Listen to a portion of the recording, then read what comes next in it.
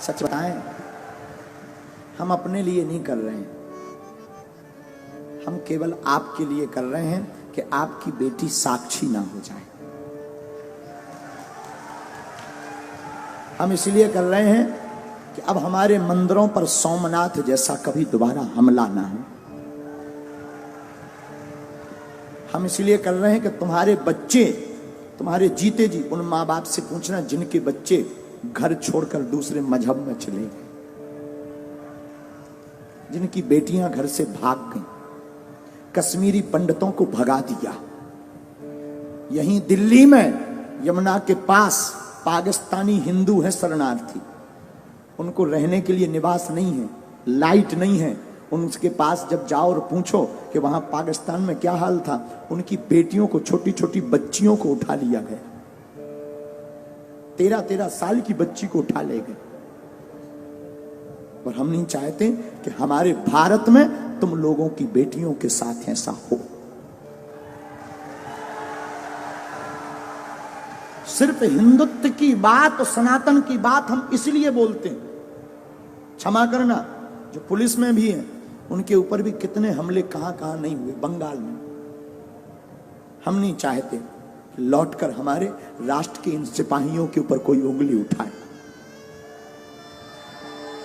इसीलिए हम हिंदुत्व की बात करते हैं, इसीलिए हम सनातन की बात। हमें कोई शौक नहीं चढ़ा है, ना हमें यश पाना है, ना हमें सम्मान, ना हमारी कोई पार्टी है कि हमें राजनीति करनी। हमें कौन सी राजनीति करनी? हम तो तुम्हारे लिए बोल रहे, तुम्हारी आने वाली पीढ़ी के लिए बोल रहे, तुम्हारे लिए जी रहे। वरना हमारा दरबार अच्छा खासा चल रहा है, दरबार में कोई कमी नहीं। हम तो प्रोफेशनली लाइफ जी लेंगे, ज्यादा परेशान होंगे, प्रोफेशनली लाइफ जी लेंगे, अपना दरबार लगाएंगे, बस अपने आराम से रहेंगे, न लेने माधव का न देना माधव का। लेकिन क्या इससे राष्ट्र का भला होगा? नहीं होगा। हम तुम्हारे लिए जी रहे हैं। इस वीडियो को जरूर तुमसे प्रार्थना है कि तुम्हारे अंदर अगर जमीर है, जागो। हम ये नहीं कहते तुम सपोर्ट करो हमारा, तुम्हें जहां जो करना वो करो, लेकिन हां, बात जब सनातन की आ जाए तो प्लीज चुप मत बैठना।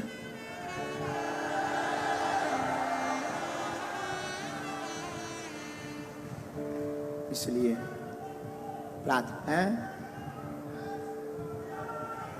नहीं बाइकआउट करना ही पड़ेगा,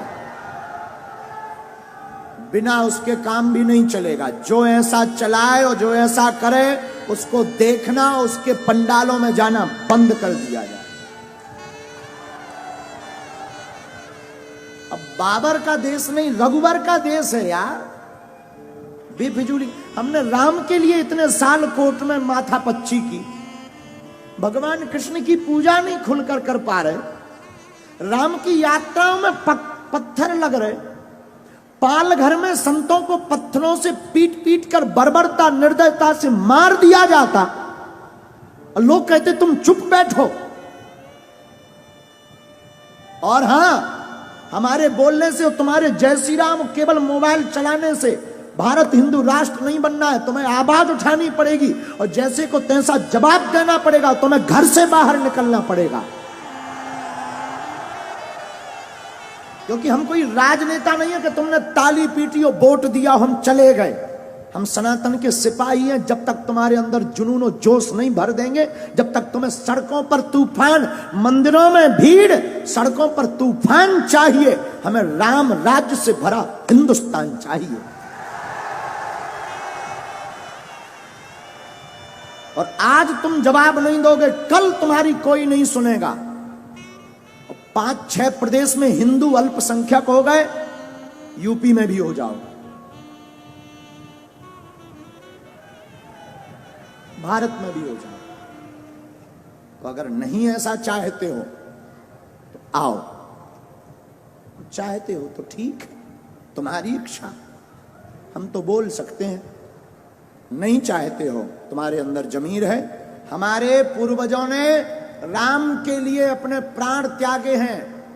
भारत के लोगों, तुम्हारे पूर्वजों ने संस्कृति और संस्कार और भारत को बचाने के लिए बलिदानियां दी हैं। और तुम इसको थोथा बनाकर गुलाम मत बनवा देना।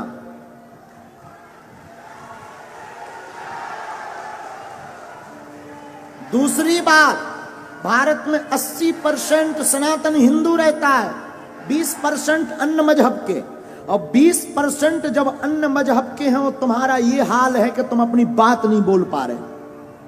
जिस दिन तुम 50% से नीचे आ जाओगे, घरों में नहीं रह पाओगे।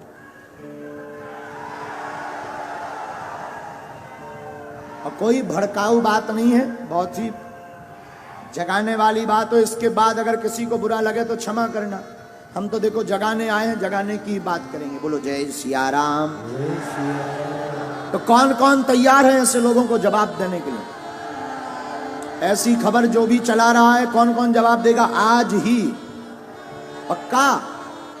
पक्का? चलो देखते हैं।